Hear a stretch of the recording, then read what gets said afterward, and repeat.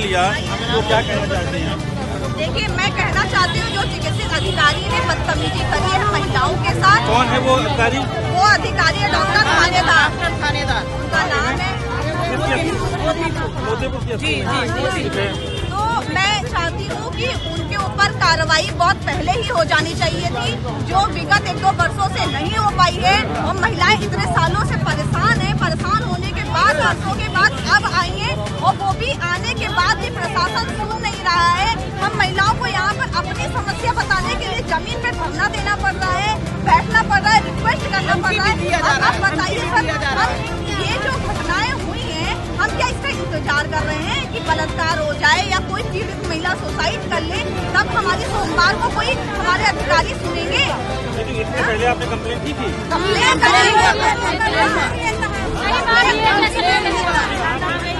दबाव देकर उसको जो है सुधा कराया उसने। मेरी बात समझिए, आपने लिखित में कंप्लेंट करी? जब लिखित में कंप्लेंट की तो आपने किसको कंप्लेंट की थी? नहीं तो सीएमओ साहब ने आपको क्या जवाब दिया? उसका लिखित में आपको जवाब क्या मिला कि आपके साथ में शोषण होता रहे? प्रमाण चाहिए, प्रमाण दीजिए तब मुकदमा लिखा जाएगा। सीएमओ साहब का कहना है। ये जूम करके मैसेज को देखिए, इतने गंदे मैसेज उनके बहन बेटी के साथ में हो जाता है तो क्या करते? मैम स्क्रीन ऑन कीजिए।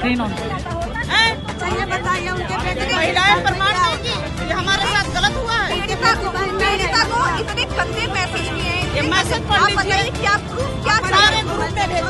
आप प्रूफ क्या चाहिए?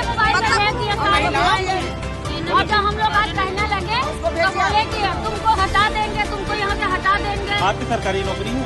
नहीं, तो आप संविदा पे काम करें तो आपका तो राइट है ही है ना, आपका तो राइट है। तो बताइए वो साहब बोले कि और सर यहाँ पर एक नहीं बहुत सारी महिलाएं सब परेशान है। हमारा प्रशासन से सिर्फ और सिर्फ मैं रिक्वेस्ट कर रही हूँ कि सर आपसे रिक्वेस्ट है, हम पीड़ित महिलाओं के लिए सुन लीजिए, कोई एक्शन ले लीजिए, उसका समाधान हो जाए। हमें यहाँ पर कोई शौक नहीं चढ़ा है कि हम यहाँ पर हल्ला करें, शोर करें और आपको परेशान करें, प्रशासन को भी दिक्कत हो। हम ऐसा कोई कार्य नहीं करना चाहते। हम बस ये चाहते हैं कि मजबूर होकर प्रशासन हमारी बात सुन ले और हमें थानेदार के खिलाफ मुकदमा कायम होना चाहिए। छेड़खानी का मुकदमा आप ये चाहते हैं कि इनके खिलाफ मुकदमा दायर हटाया जाए, आप लोगों को न्याय मिले। उनको हटा दिया जाएगा। अगर उसके खिलाफ मुकदमा कायम नहीं होगा तो न्याय नहीं मिलेगा, किसी कीमत में न्याय नहीं मिलेगा। आज मान लीजिए किस स्थान पर है, अगर यहाँ से हटा के इनका ट्रांसफर कर दिया जाएगा तो वहाँ पर भी तो हमारी महिलाओं के साथ करेंगे। हमें तो अब लड़ाई लड़नी है, लड़ाई लड़नी है ना, महिलाओं के लिए। महिलाओं के लिए। अभी तक आपकी लड़ाई जो थी अभी के खिलाफ थी, लेकिन अब लड़ाई महिलाओं के उसको हटाना ही पड़ेगा, उसको समझाना पड़ेगा। तीसरे ब्लॉक से चौथे ब्लॉक में नहीं, सारे ब्लॉक में मारे गए हैं। और मुख्यमंत्री भी बोलते हैं महिला सुरक्षा के ऊपर, कहते हैं कोई दिक्कत और कोई एक्शन हो चाहिए। हम यहाँ किस लिए खड़े, महिला सुरक्षा के लिए खड़े कि नहीं खड़े? वो अधिकारी वहीं बैठा है, कल फिर वो आएगा अपने करेगा। सर एक मिनट, आप हम लोगों को पीड़िता को डीएम साहब से मिलवा दीजिए, इतना हम लोगों का सहयोग कर दीजिएगा। बस 5 मिनट के लिए। चलिए वो तो समाधान आपका करवाया जाएगा। हाँ 5 मिनट के लिए मिलवा दीजिए डीएम साहब से। 110 किलोमीटर दूर से पड़े हैं यहाँ, 110 किलोमीटर दूर से पड़े हैं। हम डीएम साहब से बगैर ले जाएंगे नहीं। क्या करेंगे तो इसका जिम्मेदार कौन होगा? अगर जो महिला आत्महत्या कर रही है तो इसका जिम्मेदार कौन होगा?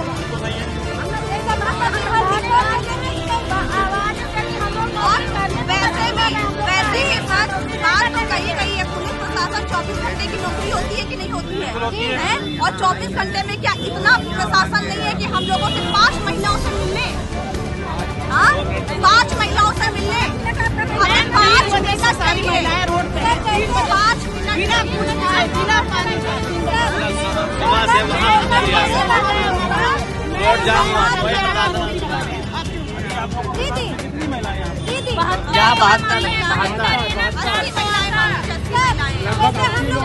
दीदी नहीं, मैं ये नहीं पूछना चाह रहा हूँ, मैं ये पूछा कभी यहाँ पर भाई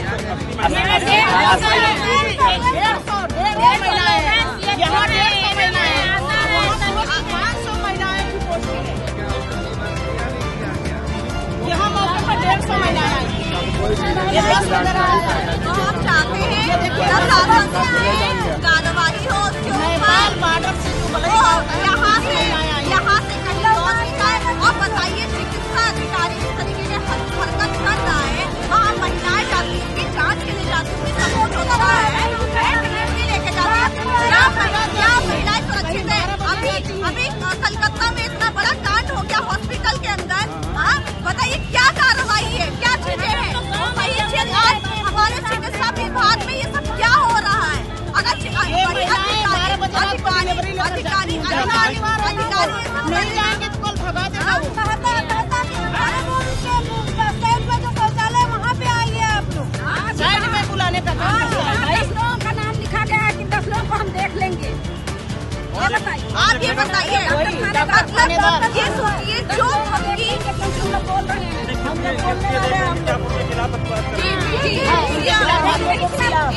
भाई हर व्यक्ति का तो अपने खिलाफ बात नहीं उठा सकते हैं ना, वो शोषण करता रहे मुद्दा नहीं उठा सकते हैं। जैसे कि आप लोग मौके पर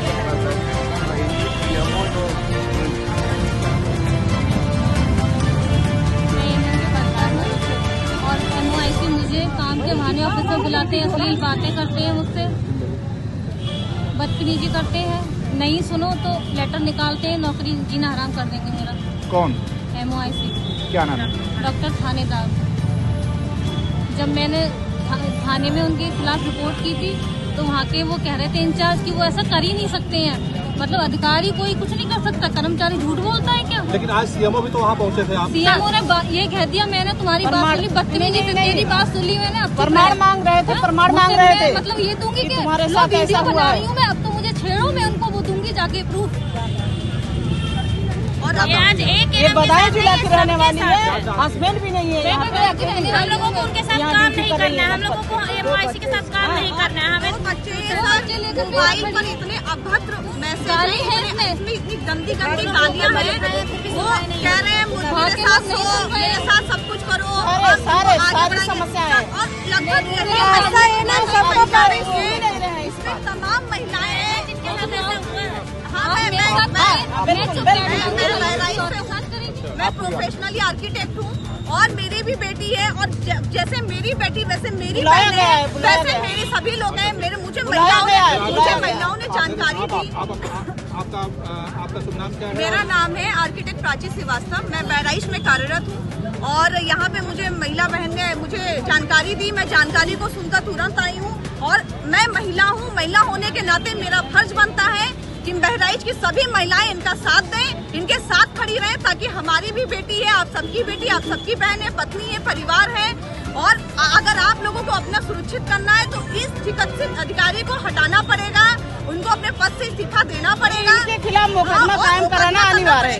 इनके खिलाफ महिला के साथ आप ये बताइए, अगर कोई बलात्कार हो जाए तभी एप्लीकेशन लिखी जाएगी, तभी कोई सरकारी कार्रवाई की जाएगी। अब बता रहा है कोई प्रधानमंत्री के पास जाइए, कोई कह रहा मुख्यमंत्री के। हम जिला का मुखिया कौन होता है? जिला अधिकारी होता है। तो हम अपने जिला अधिकारी के पास आए हैं, हम अपनी बात रखने आए। हम चाहते हैं हमारे जिलाधिकारी मिले, हमारे कष्ट को समझे, ताकि ये पीड़िता या कोई भी जितने पीड़िता लोग यहाँ आए उसमें से कोई ऐसा ना हो कल को सोमवार तक आत्महत्या कर ले और बात ये बहुत आगे बढ़ जाए। तो मेरी उनसे प्रशासन से रिक्वेस्ट है, इन महिलाओं के दुख को समझे और न्याय करें।